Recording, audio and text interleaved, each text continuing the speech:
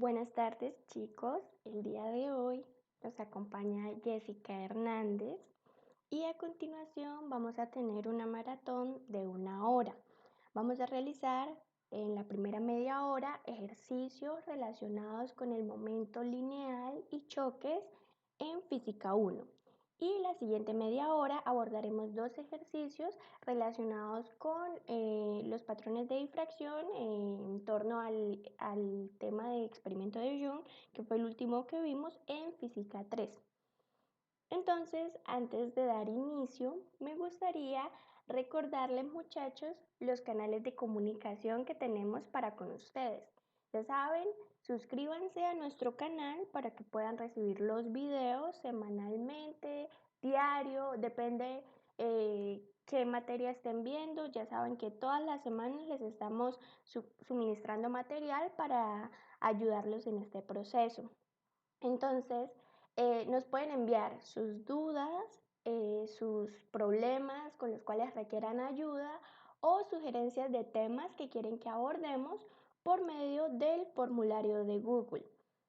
También nos pueden hacer llegar sus comentarios en los videos, nos pueden dejar sus comentarios allí, sus dudas, y nos pueden escribir por medio del chat durante las transmisiones. Nosotros procuraremos darle respuesta a sus dudas lo más pronto posible.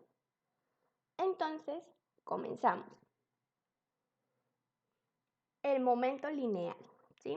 Vamos a hablar sobre la conservación del momento lineal en choques para esta primera parte.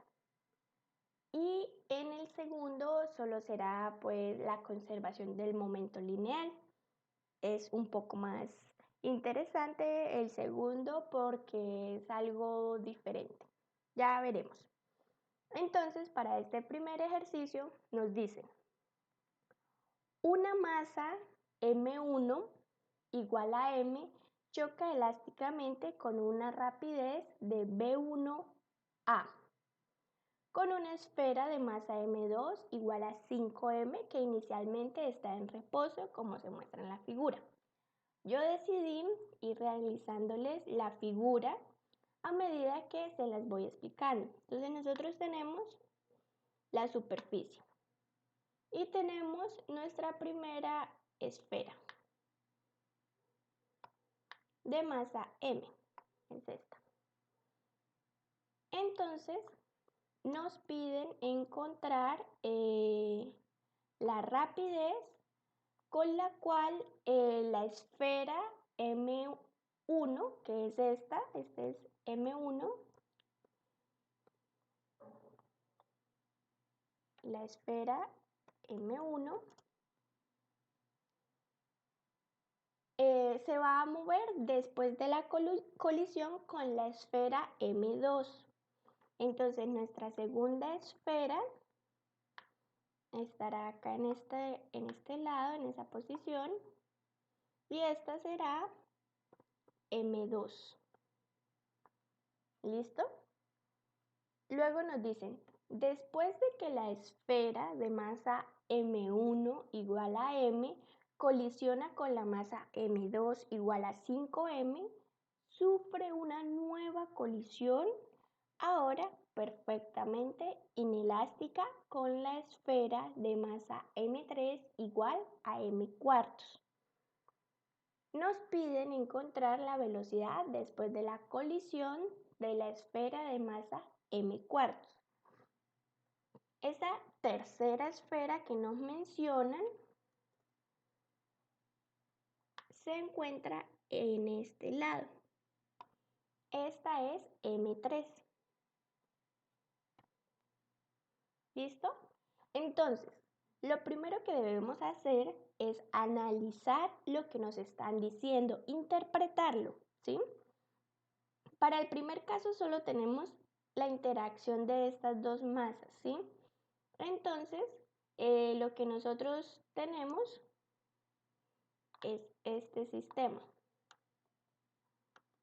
Para el primer caso solamente es este sistema.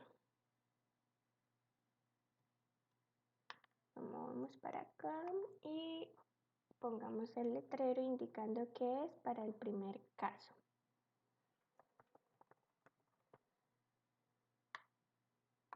Entonces, para nuestro primer caso, tenemos estas dos masas y tenemos que la masa 1 se está dirigiendo hacia la masa 2, va hacia allá. Mientras que la masa 2 se encuentra en reposo, ¿sí? Entonces ahí ya tenemos una primera indicación. Tenemos que la velocidad 2 inicial es igual a 0, mientras que la velocidad 1 inicial, bueno, llamémosla aquí con, bueno, dejémosla así, inicial es 0 y aquí la velocidad 1 inicial es la que nos indican por el nombre de B1A, ¿sí? Entonces nosotros tenemos B1 inicial es igual a B1A. ¿Listo? Ahora, para abordar este ejercicio, nosotros debemos plantear la conservación del momento lineal. Este movimiento solo es en una dirección, en un eje, ¿sí? En este caso vamos a decir que es el eje X. Entonces, vamos a decir que hacia allá es la parte positiva de las X. ¿Listo? Entonces, nosotros decimos que en esa dirección es más X. ¿Listo? Y con esto ya tenemos la forma como vamos a ya tenemos nuestro sistema de coordenadas para poder indicar adecuadamente los signos en nuestro problema. Entonces, nosotros tenemos a partir de conservación del momento lineal,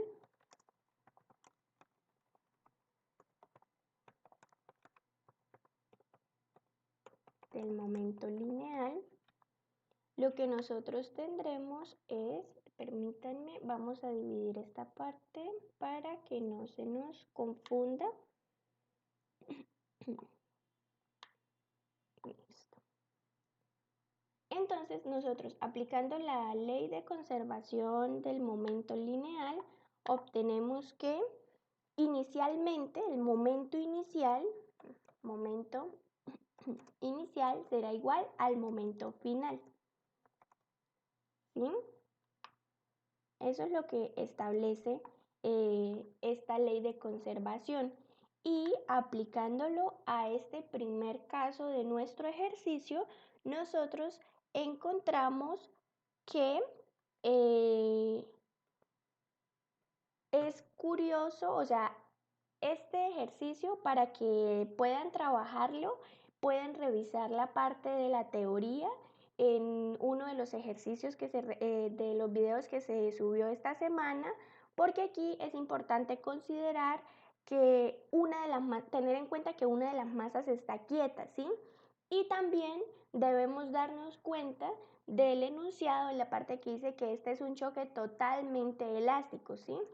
Esos son índices muy importantes, son aspectos muy importantes para poder abordarlo. Entonces, como tenemos un choque que es totalmente elástico y también tenemos que una de las masas inicialmente se encuentra en reposo, nosotros podemos hacer uso de la siguiente expresión. La velocidad para la partícula 1, la masa 1, primada, es decir, después de la final, va a ser igual a la velocidad 1 inicial por la masa 1 menos la masa 2 sobre la masa 1 más la masa 2. Repito, muchachos, si necesitan conocer un poco más acerca de esta expresión, pueden dirigirse a uno de los videos de esta semana. Allá en ese video se explicó cómo obtener esto y cuándo se aplica y todo eso, ¿sí? Entonces, ahora lo único que nos resta para encontrar la velocidad final de esta partícula, vamos a llamarlo mejor B1F, para seguir con nuestra notación. Entonces, nosotros reemplazamos los valores y nosotros tenemos que la velocidad 1 inicial es igual a B1A. Y esto va a estar multiplicado por la masa 1 es m, menos la masa 2 es 5m, sobre la masa 1 que es m, más la masa 2 que es 5m. Con esto nosotros obtenemos que esto será igual a B1A por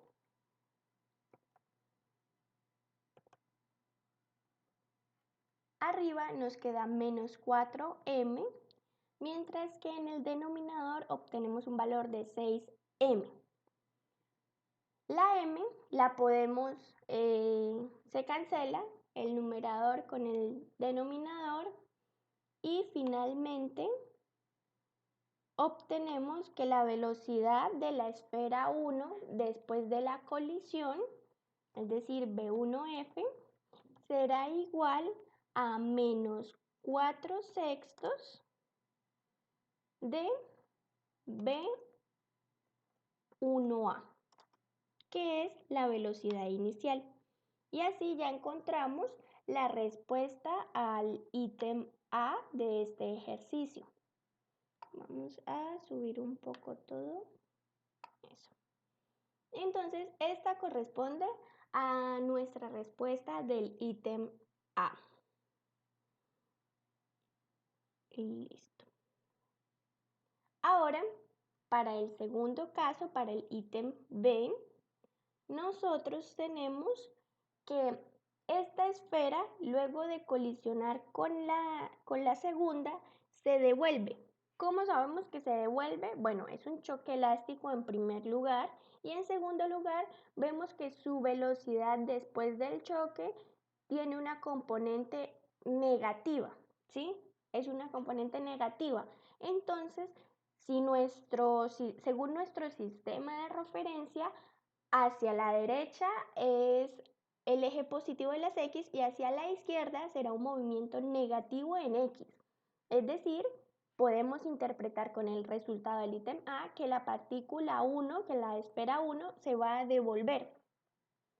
Y luego se va a encontrar con la tercera esfera. Y allí se va a producir un choque perfectamente inelástico, ¿sí?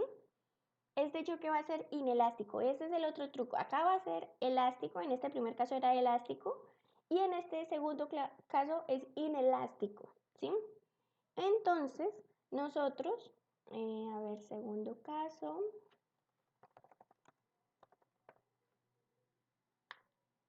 Y acá lo que nosotros tenemos es la interacción de estas dos esferas.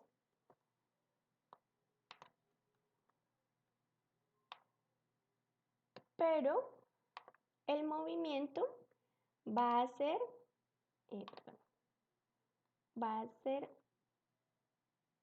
hacia la izquierda. Entonces va a ir hacia allá.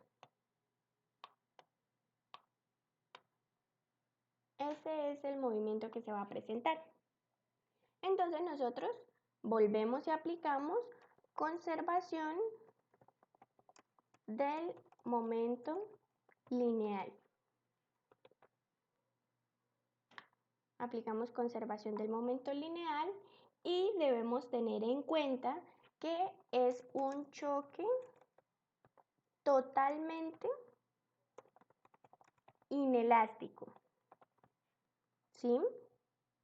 Con esto encontramos, hacemos el planteamiento de nuestra conservación del momento y tenemos que la masa 1 por su velocidad inicial 1, V1I, más la masa 2 por su velocidad inicial, V2I, será igual a la masa 1 por su velocidad final,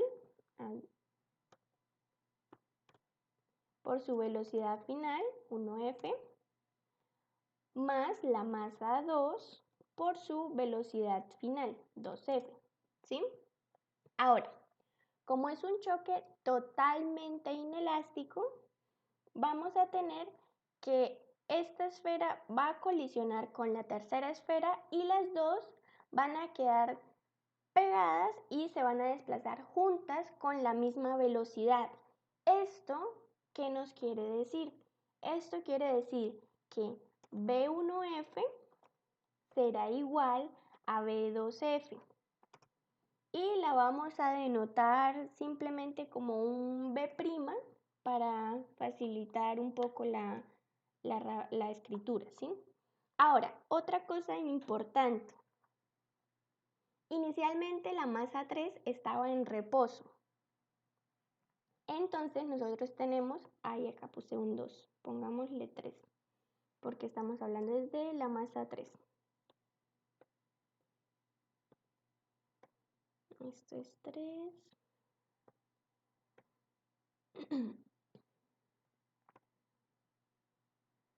Y lo mismo aquí.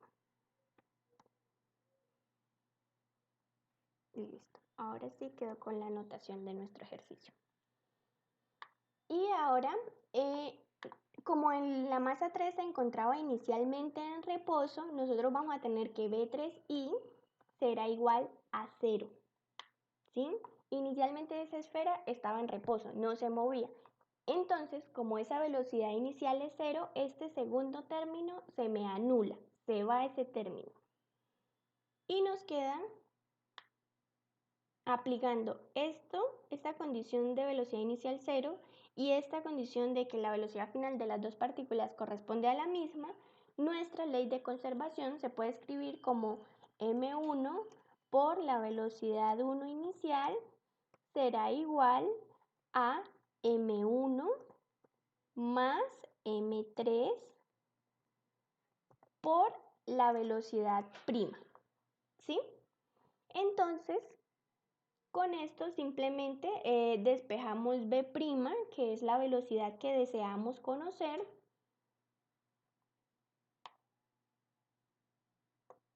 Entonces lo que hacemos es despejar B'. Y despejando B' encontramos la expresión B' igual a la masa 1,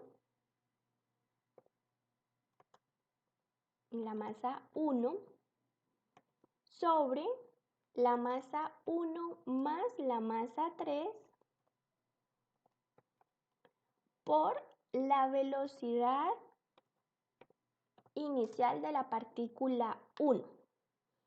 Si nos damos cuenta, esta velocidad inicial de la partícula 1 es justamente la que encontramos en el ítem anterior, ¿sí? En esta parte.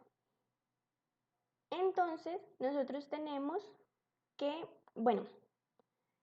esta parte, se puede simplificar y este 4/6 puede quedar escrito como 2/3.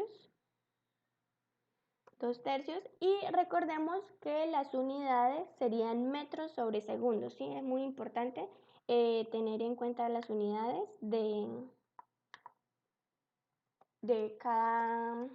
en las respuestas que estemos dando, recordar en qué unidades quedan. ¿Sí? Qué pena que se me había pasado esa parte. Bueno, entonces La velocidad final de este primer caso va a ser la velocidad inicial en el segundo caso, ¿sí? Porque es la velocidad con la cual esa partícula llega y choca. Entonces, nosotros ya sabemos que B1I será igual a menos 2/3 de B1A, como la estaban llamando en el enunciado, ¿sí? Entonces, simplemente nos resta reemplazar los valores en esta expresión y nosotros encontramos que la masa 1 es M. Acá masa 1 es M. Y la masa 3 corresponde a M cuartos, ¿sí? Acá podemos observar M cuartos. Entonces, aquí nos va a quedar M cuartos. En esta parte reemplazamos, nos queda multiplicado por menos 2/3 de B1A. Y finalmente nosotros llegamos que B' es igual a, acá hacemos la operación suma de fraccionarios y nosotros vamos a obtener que 4M sobre 5M por, por este término, vamos a traerlo.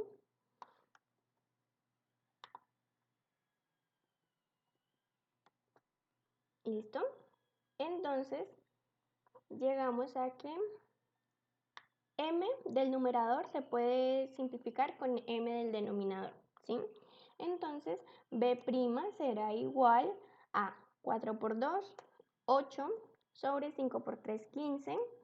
No olvidemos el menos y al final nos queda B1A. Entonces, encontramos que la velocidad al final del movimiento del segundo caso, ambas partículas se van a mover con esta velocidad que queda en términos de la velocidad inicial de la partícula 1. ¿Listo? Entonces esa es la forma como se aborda ese primer ejercicio. Y recordemos, esto es metros sobre segundo. Las unidades son muy importantes. Entonces tenemos metros sobre segundo.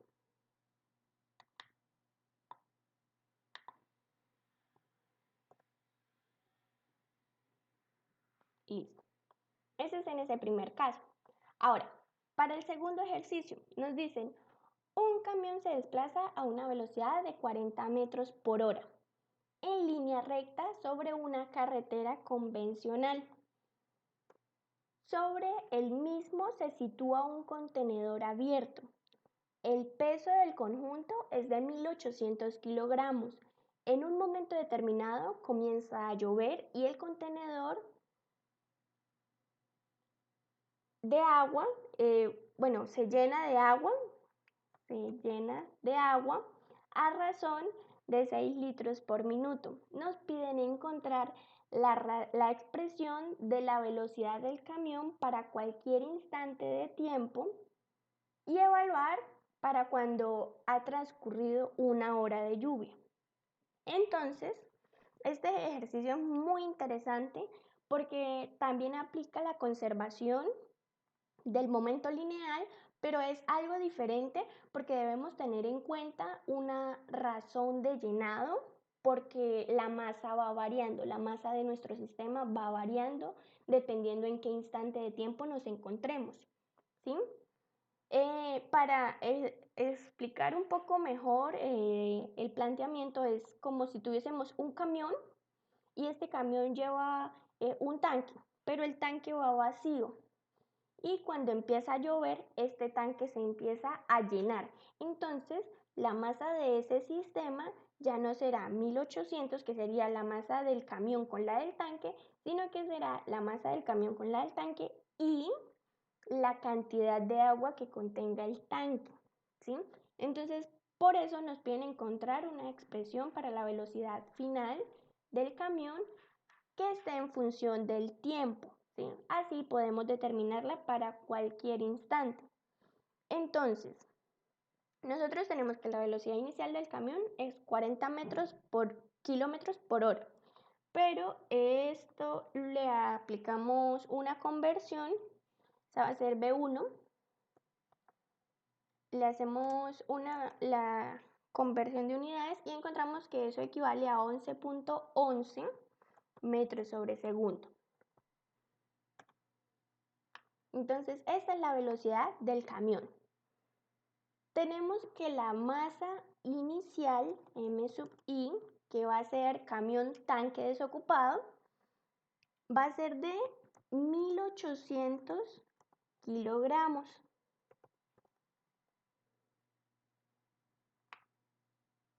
También tenemos que la velocidad de llenado es de 6 litros por minuto. Pongámosle el llenado. Velocidad de llenado es igual a 6 litros por minuto.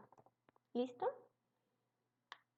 Y también tenemos el tiempo final en el cual nos piden evaluar, ¿sí? El tiempo en el que nos piden evaluar es 1 hora y ese tiempo será igual a 60 minutos.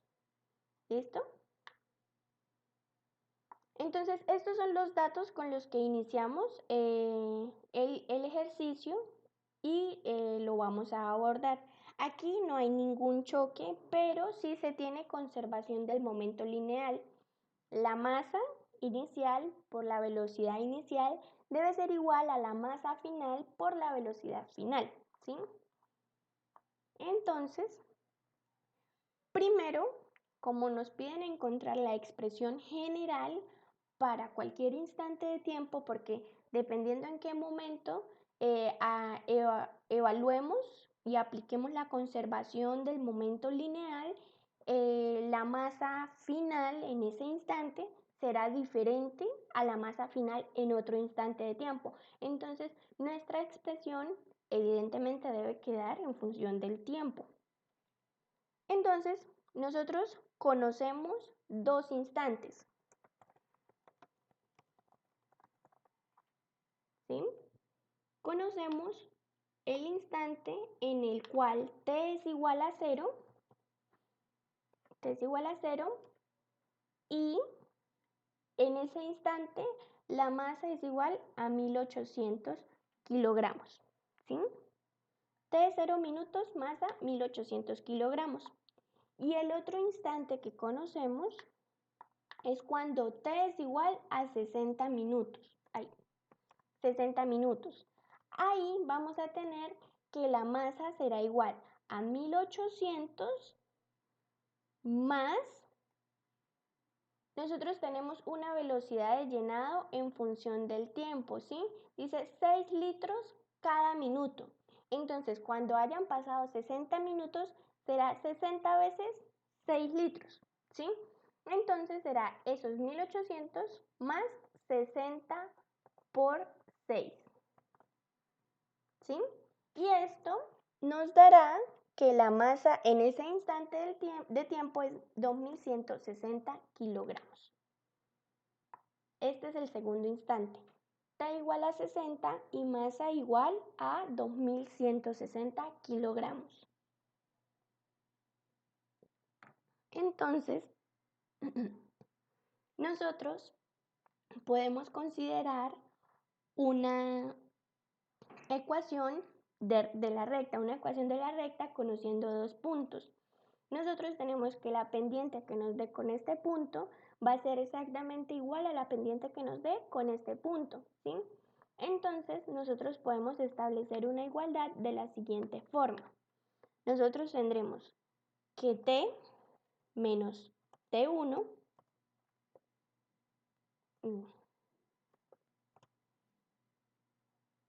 Esto viene aquí.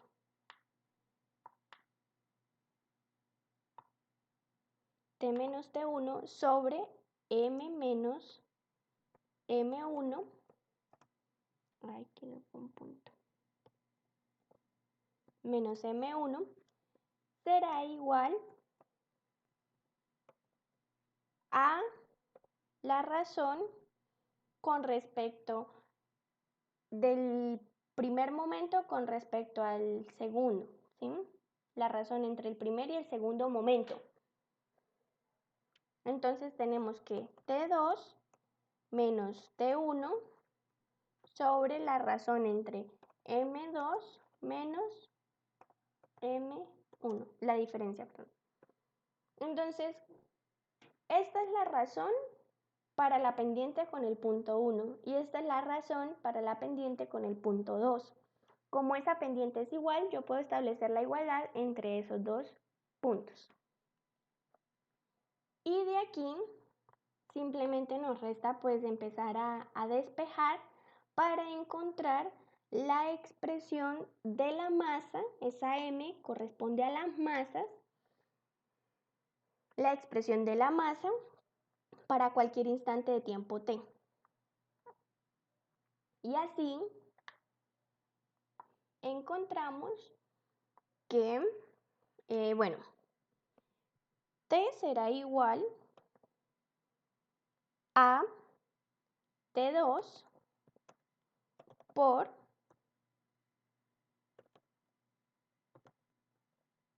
aquí arriba me queda M menos M1 y en el denominador nos queda M2 menos M1. Esto es un menos. Y pues reemplazamos los valores de M1, que será 1800, y de M2, que será 2160, asimismo de T2, que es 60.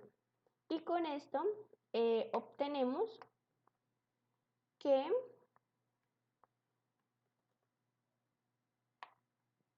T será igual a 1/6 de M menos 1800 sobre,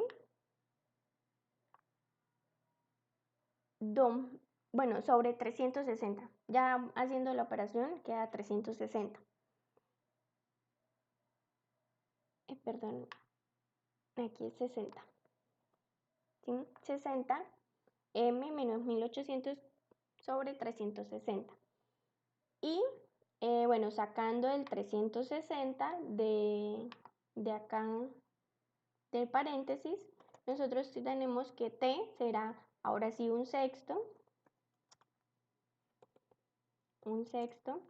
por M menos 1800 y como queremos encontrar es la masa en función de T, pasamos este 6 a multiplicar y este 1800 a sumar. Y así encontramos que M será igual a 6T más 1800. Y ya tenemos nuestra masa. Esta será la masa final en cualquier instante de tiempo.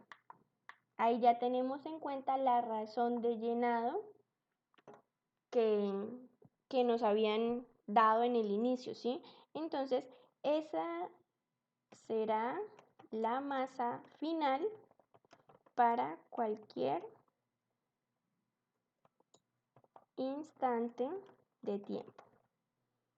¿Listo? Entonces, esta ecuación es muy importante porque a partir de ella es que nosotros establecemos la ecuación general, por decirlo de alguna forma, la expresión en función del tiempo. Entonces, nosotros tendremos que la expresión final la obtenemos aplicando conservación. Aplicamos conservación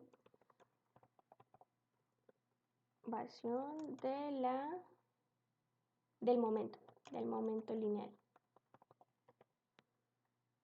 Y así obtenemos que la masa inicial por la velocidad inicial será igual a la masa final por la velocidad final.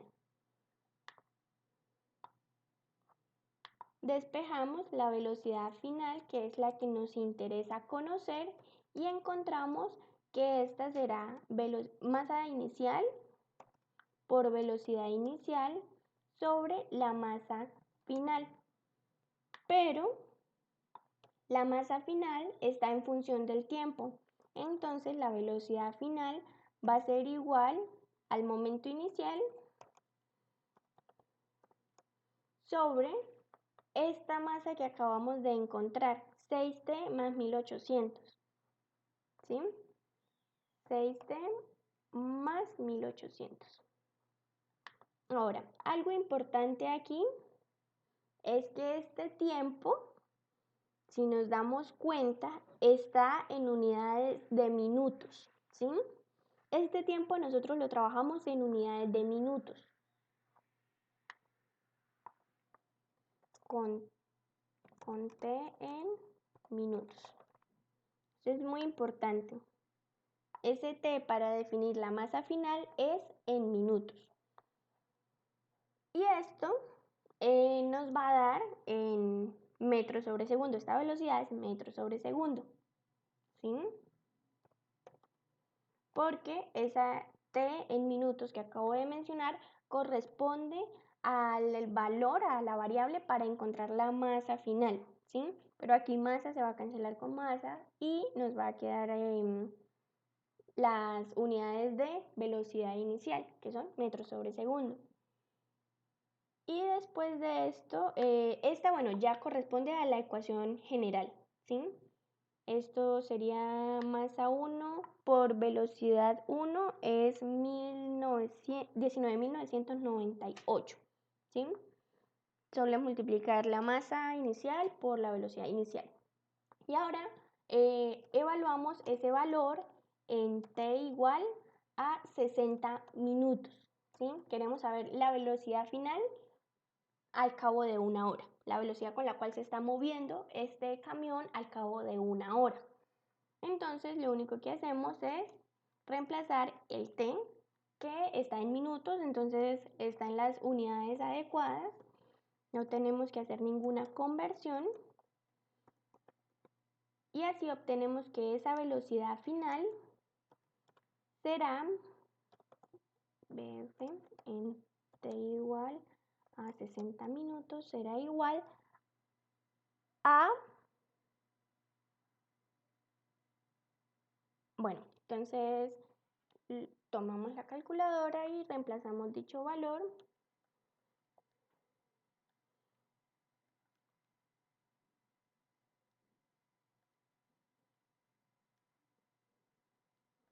Y así nos queda un valor de 9.26 metros sobre segundo. ¿Listo? Y así pues encontramos el valor que nos estaban pidiendo en la segunda parte del ejercicio. Eso, bueno, con respecto a física 1. Ahora pasamos a física 2, ¿sí?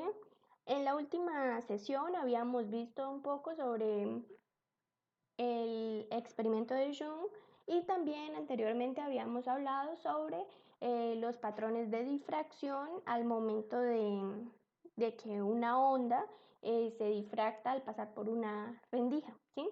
Entonces empezaremos con un ejercicio sencillo en el cual nos dice, si el ancho del máximo principal del patrón de difracción es X, es delta de X, acá viene un delta,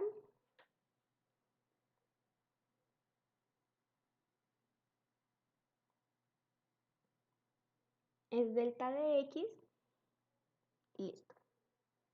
Y la rendija tiene un ancho B, ¿cuál será el ancho del máximo principal cuando el ancho de la rendija se cambia a 1.25B? Entonces vamos a hacer rápidamente una gráfica del ejercicio. Esta es nuestra pantalla de observación, ¿sí? Y nosotros tenemos nuestra rendija, bueno, nuestra pantalla que contiene la rendija, digamos así. Y nosotros tenemos una distancia de separación, vamos a hacerla mejor con esta, una distancia de separación entre dicha rendija, el plano donde se encuentra dicha rendija y nuestro plano de observación.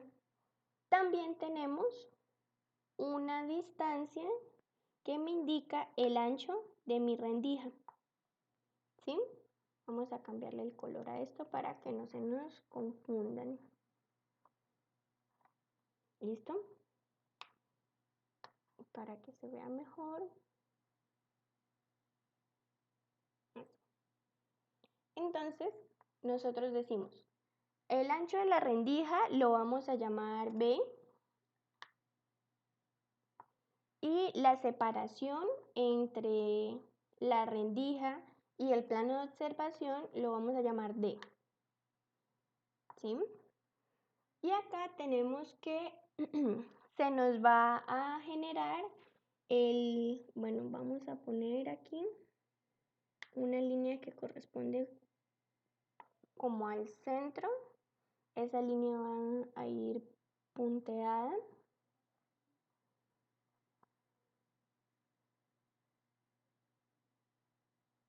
Esto. Y punteada. Así. Esa nos indica como el centro. Y se nos genera nuestro patrón de difracción. Vamos a hacer más o menos, sería algo así. Y lo mismo en la otra dirección. Entonces vendría por aquí y se genera aquí. Y continúa. ¿Listo? Entonces, bueno, perdonarán el pulso. Entonces, es más o menos esa la forma. Y nosotros entonces tendremos que la distancia entre que me define el ancho, que un poquito chueco, pero es más o menos el mismo ancho. A este lado, o sea, el patrón es simétrico, ¿sí? Entonces, esto es solo una idea, la ilustración es solo una idea para entender el ejercicio. Ustedes lo dibujan más bonito cuando lo estén resolviendo. Entonces, este ancho dice que es delta de x, pero, muy importante, delta de x corresponde al ancho del máximo principal, es decir, desde aquí hasta aquí. Y nosotros medimos con respecto a nuestra horizontal, que es nuestro eje de referencia, nuestro cero, por decirlo de alguna forma. Entonces, como tal, este ancho desde el cero es delta de x medios, ¿sí? Delta de x medios. Ese es este valor, ese ancho. Y ya con eso podemos plantear entonces nuestro ejercicio. Ahora, eso es al comienzo. Luego, la rendija, el ancho de la rendija va a cambiar y va a ser 1.25b. ¿Esto qué quiere decir? Va a ser un poco más ancho que este ancho inicial. Entonces, eso va a afectar la forma del patrón de difracción. Por lo tanto, el ancho del máximo central o va a aumentar o va a disminuir, que es lo que vamos a mirar, ¿sí? Entonces, este delta X medios nuevo lo vamos a llamar un Y, ¿sí? Y ese Y es el que queremos encontrar, ¿sí? Y va a corresponder al nuevo ancho, desde aquí hasta aquí. Bueno, hasta ahí. Cochuelo. Ya. Al nuevo ancho. Es muy importante, no es este mismo, es el nuevo, cuando el patrón cambie al poner más ancha la rendija, ¿sí? Entonces, el inicial, cuando el ancho de la rendija es B, nosotros tenemos que el delta de X medios, será igual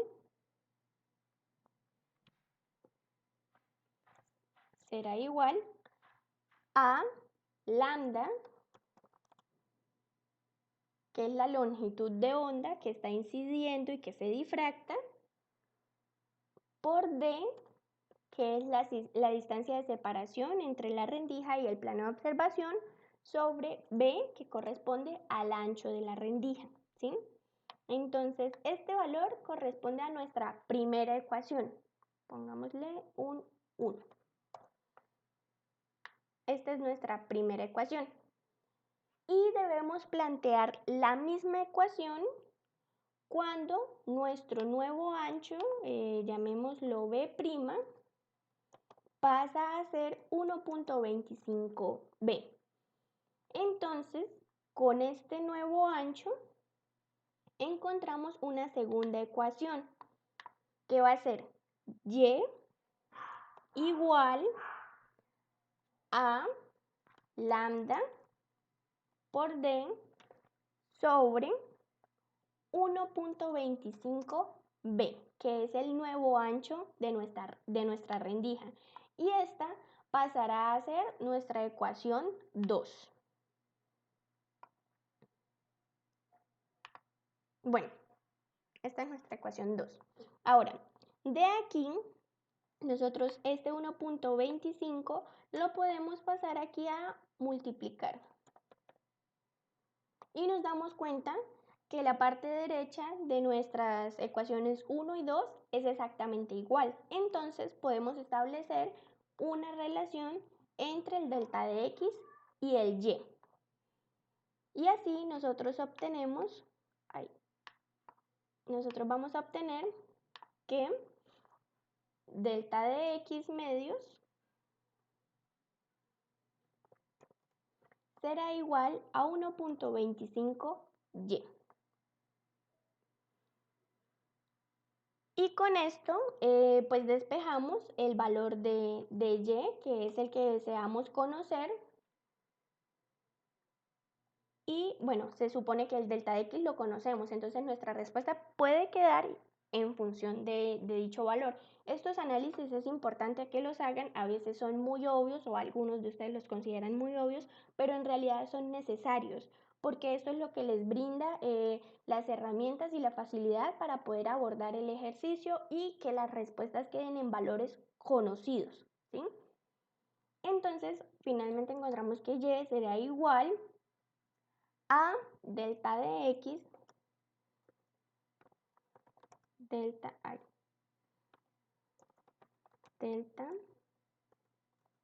de x sobre 2 por 1.25, ¿sí?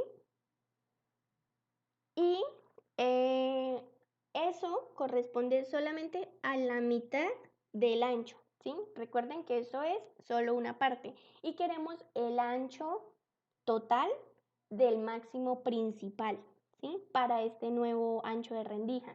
Entonces tiene que ser 2 veces y, ¿sí? Tenemos que el ancho total,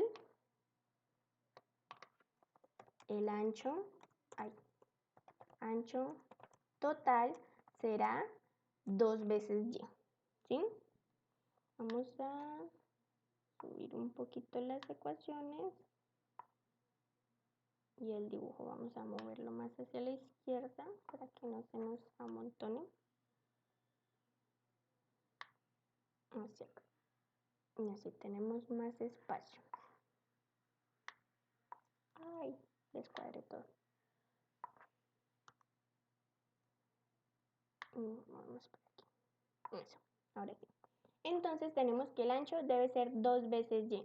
Entonces, con esto nosotros encontramos que y 2 veces y será igual, 2y será igual a 2 delta de x sobre 2 por 1.25. Entonces este 2 yo lo cancelo con este 2 y me queda que 2 veces y, que corresponde al ancho, es delta de x sobre 1.25. Y bueno, ese 1.25, 1 sobre 1.25, me lleva a que 2y será igual a 0.8 delta de x. Entonces nos damos cuenta de aquí que podemos deducir que el ancho final, es decir, cuando se cambia el ancho de la rendija, será menor al ancho inicial, ¿sí? Es decir, el ancho de la franja del máximo principal de nuestro patrón de difracción será más angosto cuando la rendija es más ancha, ¿sí? Entonces eso es muy importante que realicen esos análisis, ¿sí? Muchas veces los piden, otras veces no, pero sí es importante que aprendan a interpretar qué es lo que les quiere decir el ejercicio. No es solo matemáticas, sino también la interpretación física de esto, qué es lo que nos quiere decir. Y por último, les voy a dejar planteado un ejercicio que ustedes van a abordar. Yo les voy a dejar planteado, les voy a decir cómo se hace y ustedes lo van a realizar. Y en la próxima sesión que tengamos de Física 3, yo les voy a hacer el paso a paso de este ejercicio para que ustedes comprueben si la respuesta es acertada o no. Entonces nos dice que para el experimento de Jung, entonces ya no tenemos una sola rendija, ahora tenemos dos. Nos dice que las rendijas, se iluminan las rendijas con una longitud de onda de 589 nanómetros y a una distancia de 2 metros es ubicada la pantalla de observación. La décima franja oscura, ¿sí?, de interferencia es observada a 7.26 milímetros del máximo central y nos piden hallar la separación entre las rendijas. Entonces, hay una herramienta súper útil que me define esa distancia entre el centro y la franja N, porque acá estamos estudiando la décima franja, pero me pueden pedir cualquier otra y no necesariamente oscura, también puede ser una brillante, ¿sí? Entonces tenemos dos expresiones que nos pueden ser muy útiles para trabajar en este tipo de ejercicios. Entonces, para cuando tenemos interferencia constructiva, nosotros tenemos la siguiente expresión. Nosotros tenemos que Y, llamémosla luminosa, será igual a la razón entre la longitud de onda L y D por N. Ya les explico qué es cada término. Mientras que para interferencia destructiva, nosotros tenemos que Y oscura, llamémosla será igual a la razón entre la longitud de onda por L sobre 2 veces D por 2 veces N más 1, ¿sí? Entonces tenemos estas dos ecuaciones que nos son muy útiles para cuando tenemos una franja, nos piden estudiar la franja N, el máximo N, y nos piden estudiar o la franja brillante o la franja oscura. Franja brillante, y aquí corresponde a la franja oscura. ¿Sí? Entonces tenemos lambda corresponde a la longitud de onda, L corresponde a la distancia de separación entre las rendijas y la pantalla de observación, y D corresponde a la separación entre las aberturas, ¿sí? Entre las rendijas. N me representa el número de la franja que estoy evaluando, ¿sí? Entonces, n toma valores de 0, más menos 1, más menos 2 y así sucesivamente, ¿sí? Para los dos casos. Entonces, aquí lo único es saber que estábamos trabajando franjas oscuras, es decir, esta ecuación, tener en cuenta que es la décima franja y hacer las conversiones de unidades para trabajar todo en metros, ¿sí? Y bueno, chicos, esto es todo por hoy. Espero les haya sido de mucha ayuda y recuerden seguirnos, suscribirse al canal para que les lleguen todas las notificaciones de los videos y enviarnos sus dudas, cualquier duda que tengan nos la pueden hacer llegar. Espero pasen un excelente final de día y que estén muy bien.